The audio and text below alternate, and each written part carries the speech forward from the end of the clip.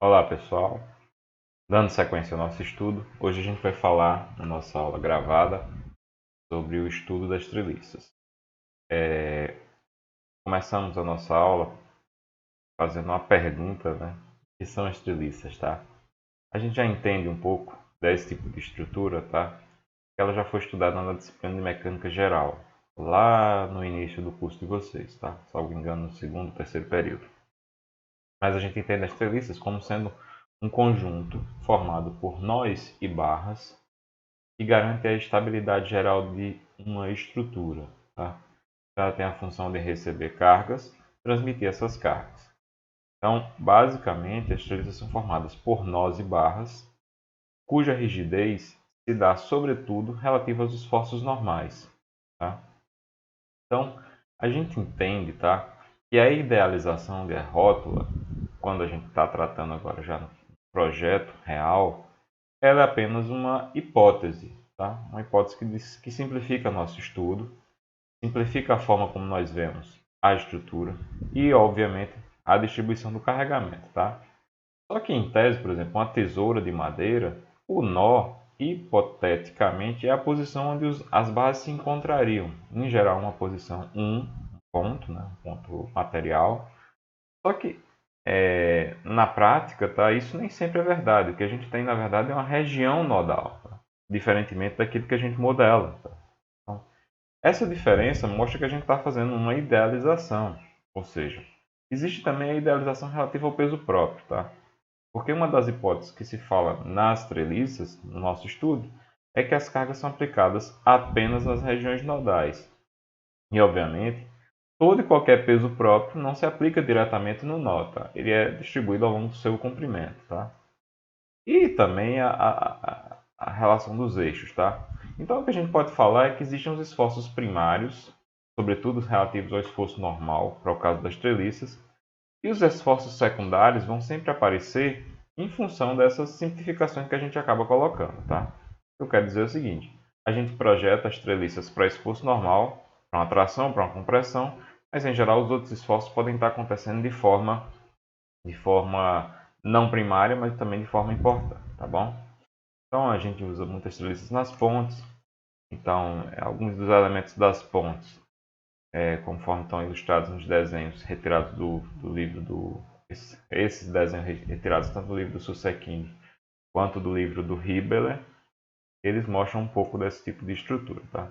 A gente vê as treliças muito usadas nas coberturas, tá? É um elemento estrutural fundamental para as coberturas com grandes amplitudes de vão, tá? Uso muito também na construção das pontes. Então, as pontes que se desenvolveram ao longo do século passado e dos outros séculos, elas usaram demais esse elemento estrutural em função da sua simplicidade. Os esforços de uma treliça são muito mais simples de serem controlados comparadamente a vigas. Em função disso, eles são estruturas muito usuais, tá? A gente vê também muito o uso das treliças na construção de linhas de transmissão. Na verdade, as grandes linhas basicamente são feitas somente por estruturas do tipo treliça. Nas telecomunicações em geral também, então, construção de antenas, de suportes para as antenas, né? A gente tem as treliças como elemento fundamental nos radares, nas grandes parabólicas de transmissão de dados, tá?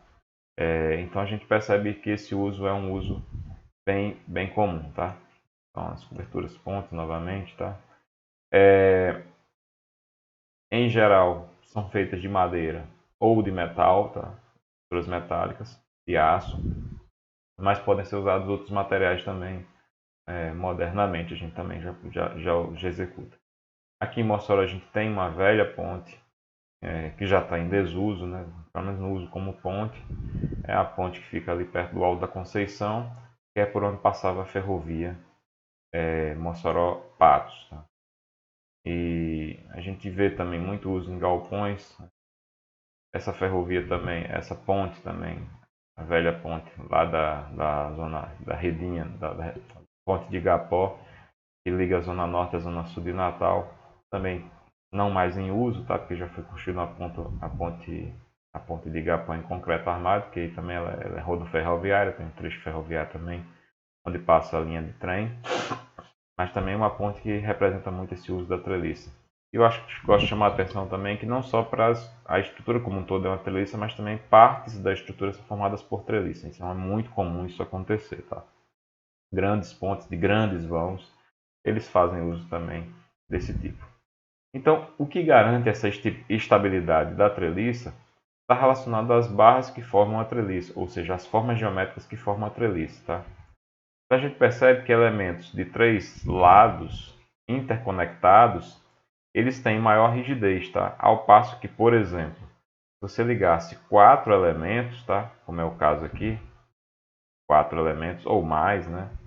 A gente percebe que ele tem várias posições de equilíbrio, várias posições estáveis, tá? Então isso garante que o uso do elemento de treliça plano, que é esse formado por esse formato triangular, é o formato geométrico mais estável, tá? Então, qualquer tentativa de deslocamento numa dessas posições vai refletir diretamente na estabilidade dos demais pontos, tá?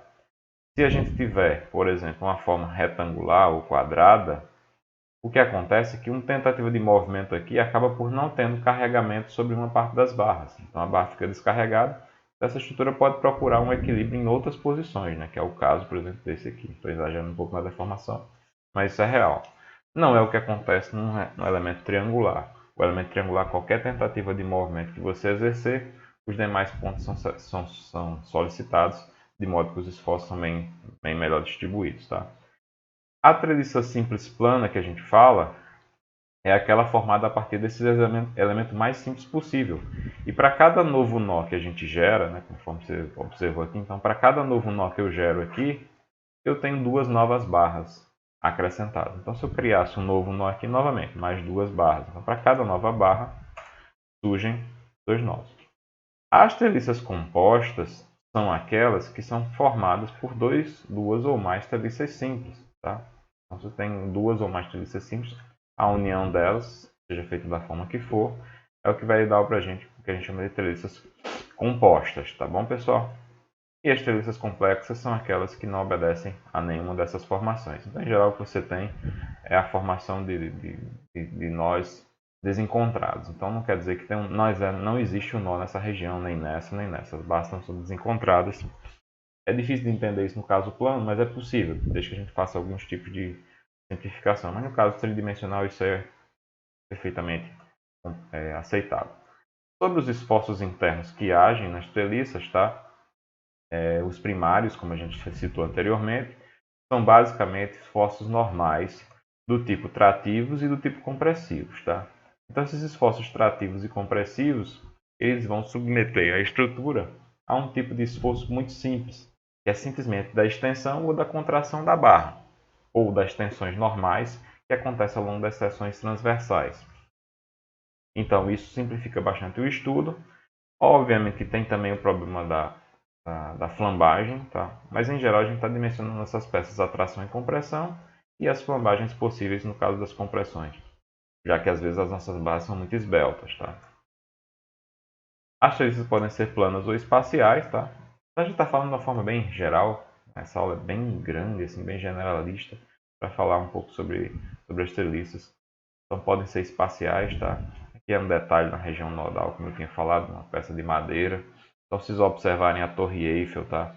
As treliças que formam a Torre Eiffel é uma treliça como um todo, tá? Mas se você observar que as peças que formam a Torre Eiffel também são mini treliças, então um conjunto de treliças que formam uma treliça ainda maior, tá?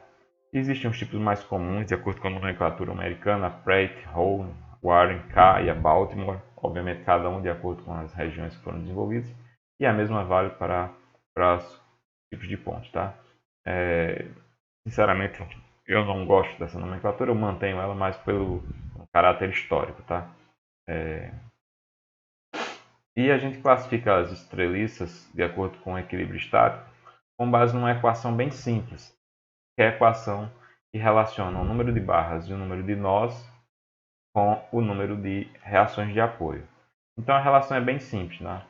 Se você somar a quantidade de barras com a quantidade de reações de apoio, para que a estrutura seja isostática, é uma condição necessária, não suficiente, de que essa soma seja igual, no caso plano, 2 vezes o número de nós.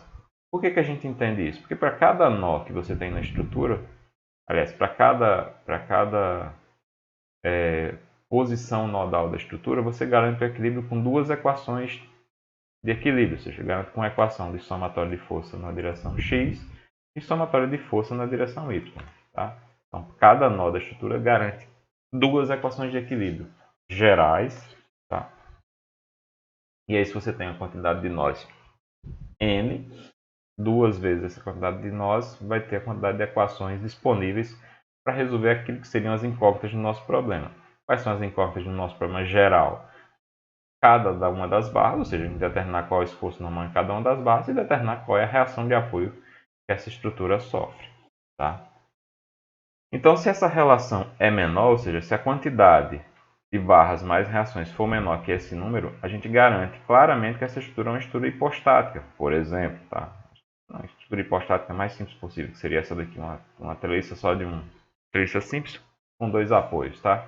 Então, se você for ver aqui, como eu tenho 1, 2, 3 nós, 3 nós vezes 2, daria 6 equações de equilíbrio totais da estrutura. E o número de incógnitas nesse problema seria 1, 2 e cada uma das 3 barras. Então, seria a soma B mais R. Então, o número de barras é 3, o número de reações, no caso aqui, é 2, dá 5. Se essa relação aqui acontece, ou seja, se B mais R for menor que D vezes N, então essa estrutura é hipostática. É a única certeza que a gente tem em relação a essa nomenclatura. Se há uma igualdade, ou seja, dependendo da posição como os apoios estão colocados, a gente diz que essa estrutura pode ser isostática. E se há uma super-relação, ou seja, se essa relação aqui for maior que o número de nós vezes 2, no caso plano, a gente diz que essa estrutura pode ser hiperestática. Tá? Então, a gente chega nessa simplificação.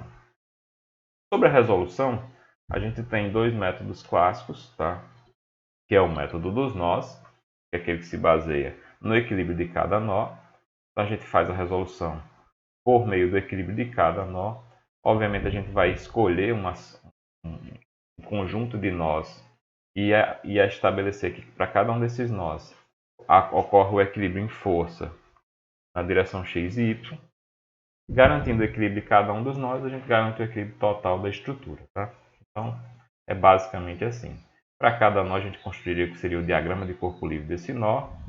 Aí a gente percebe que, em alguns casos, tem valores que são conhecidos. Por exemplo, nesse nó depois de eu ter calculado a reação de apoio, isso aqui é um valor conhecido. Então, eu conheço. Eu desconheço esses 2 valores. Então, com base nas 2 equações de equilíbrio, somatório de força em x e somatório de força em y, igual a 0 para ambos, né? Essas somatórias nulas, eu teria condições de calcular tanto essa quanto essa reação de apoio. Então, de acordo com a sequência de nós que a gente escolhe, a gente consegue resolver todos os nós de uma estrutura por meio do método dos nós. Tá? O mesmo vale para o nó no ponto A, por exemplo. Tá? E o nó no ponto I. Né? Então, no nó no ponto I, suponho que eu já tenha resolvido o nó A, então essa aqui já é uma barra conhecida. Aqui é uma carga externa que eu conheço. Não conheço essas duas. Então, basicamente, o método dos nós é uma escolha de um sequenciamento lógico pelo qual eu consigo resolver ou conhecer todas as reações, todos os esforços internos das barras, ou seja, todos os esforços normais. E a sistemática é mais ou menos essa, a obtenção das relações de apoio, ou seja, a gente calcula as reações de apoio na estrutura isostática. Quando está falando que em alguns casos isso pode ser pulado, porque existem algumas estruturas, sobretudo as estruturas que estão apoiadas sobre um dos seus lados, que eu consigo resolver toda a estrutura sem calcular as reações de apoio. Algo semelhante ao que a gente viu com os portos engastados, tá? Mas isso não é regra. Solução dos nós, que tem até 2 barras incógnitas, aí você vai varrendo todos os possíveis nós com 2 barras incógnitas. Eu gosto de adotar sempre esse critério, tá? De você dizer que as barras estão tracionando os nós, ou seja, estão saindo dos nós. E aí, se você encontra o sinal positivo no cálculo dessa força ou dessa força, por exemplo, você entende que ela é uma força trativa. Se você encontra o sinal negativo, você sabe que aquilo é uma força compreensível. Tá? Isso simplifica bastante a nossa simbologia. Tá? A força obtida no nó é a mesma força que encontra-se na barra. Tá? Então é interessante perceber isso. A gente tem um nó e um outro nó. Eles são ligados por uma barra. Tá? Se você perceber que a força que está aplicada nesse nó é exatamente a força que está aplicada sobre a barra, e é exatamente a força que está aplicada sobre o nó. Tá? Então elas são alternadas entre si, mas têm o mesmo sentido. Tá? Quando a gente faz um seccionamento da estrutura. O que eu quero dizer é o seguinte: se o nó está tracionado, a barra está tracionada. Tá? E se um nó está tracionando o outro nó, ele vai consequentemente tracionar toda a barra. E se for compressivo, o mesmo vale. Tá? Se um nó está comprimido, a barra está comprimida, consequentemente a outro nó está comprimido na direção dessa barra. A desvantagem do método é que ele vai exigir o cálculo de todos os nós. Né? Tá? Isso é inviável para grandes estruturas. E o erro que você toma, você acaba levando para todos. Tá? E essa necessidade de definição de caminho de solução, para que a gente consiga uma solução fechada. Percebemos também a existência de membros de forças nulas. Tá? Então, a gente às vezes tem estruturas onde tem membros que não têm forças e eles são colocados para fornecer apoio adicional para o carregamento quando há uma possível alteração no carregamento. Tá? A gente identifica esses elementos facilmente, né? Basta verificar se existem dois membros que formam um nó de treliça e nenhuma força externa está aplicada sobre ele. Então, toda treliça que tiver dois nós, duas barras que convergem num nó e não há nenhuma força aplicada sobre ele, esses são elementos de força nula. Tá? Nesse caso aqui a gente tem, por exemplo, o nó D. Tá? O nó D não tem nenhuma força externa, então lógico, forças sobre ele são nulas. Eu poderia, em tese, descartar esse trecho da estrutura, em tese, mas não faz, justamente porque o elemento de força nula ele serve para resistir a esforços fora daqueles que você já está vendo, ou seja, às vezes a estrutura é sobrecarregada de uma forma diferente daquela que você está projetando, esses elementos acabam trabalhando. Outra situação onde você tem elemento de força nula é quando você tem um elemento descarregado um elemento descarregado de nó, né, nó D de novo aqui, e forma um ângulo de 90 graus entre uma dessas barras. Então essa barra que forma um ângulo de 90 graus, ela não tem capacidade de ter carga, tá? Ele não tem projeção de carga sobre ela. Logo também é um elemento de força nula. Aí novamente, em tese, eu poderia tirar esses elementos da estrutura. Tá? Então, elementos colineares, então, você tem um nó aqui, a gente tem uma barra colinear, não tem nenhum esforço sobre esse nó. Então todas as barras que chegarem nesse ponto vão ter força nula, que é o caso dessa e dessa. Tá? Nesse caso aqui a gente tem um elemento de força nula, que é justamente aqui no nó D. Esse nó aqui não tem força, porque obviamente nele só convergem forças nesse sentido. Não tem como gerar reação do oposto. O segundo método é o método das seções, tá? Que é aquele que a gente vai seccionar a estrutura como um todo, e aí a gente não vai fazer mais só uso das equações de equilíbrio em força, mas também vai fazer uso das equações de equilíbrio em momento. Tá? Então, no fundo, a gente está fazendo algo muito semelhante com o que se trabalhou nas vigas. A gente considera que essas forças são positivas a priori, são trativas, e aí a gente faz seções ao longo da estrutura para determinar os esforços. Tá? Nessas seções, como eu estou fazendo uma seção agora na estrutura e não num ponto da estrutura, de um nó no caso, então a gente vai ter três equações de equilíbrio: somatório de força x, somatório de força y, somatório de momento em z. Então, todos esses valores aqui são nulos, né? Ou seja, as equações são de nulidade, eu estou no equilíbrio estático. Então, se isso for verdade, eu consigo admitir ou conhecer os valores dos esforços nessas seções. E aí a gente tem que fazer várias seções ao longo da estrutura para determinar o valor desses esforços. Tá? A sistemática, basicamente, é a obtenção dessas reações de apoio incógnitas, corte dessas seções. A gente deve cortar até no máximo 3 barras não resolvidas, desconhecidas ou incógnitas. Não se deve cortar barras concorrentes nem paralelas, né? Porque elas vão anular uma das equações de equilíbrio que a gente está falando. Tá? A desvantagem do método, né? Ele é um sistema 3x3 de equações, então às vezes fica mais complicado. E ele também é um método que às vezes precisa da complementação pelo método dos nós, para resolver parte de um todo, tá? A vantagem dele não ser carregado, né, os erros, ou seja, se você errar numa seção, não necessariamente você vai levar esse erro para as outras seções, e ele é mais viável para as grandes estruturas, tá? Pessoal, essa aula foi bem rápida, porque é só um apanhado geral sobre treliças, tá? Aí na aula síncrona a gente vai resolver alguns probleminhas, tá? Sobre treliças, para a gente ter um pouco de ideia.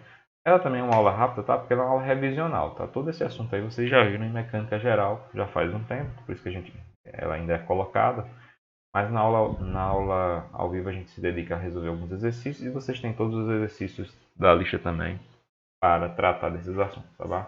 Espero que todos estejam bem. Um forte abraço e até a próxima.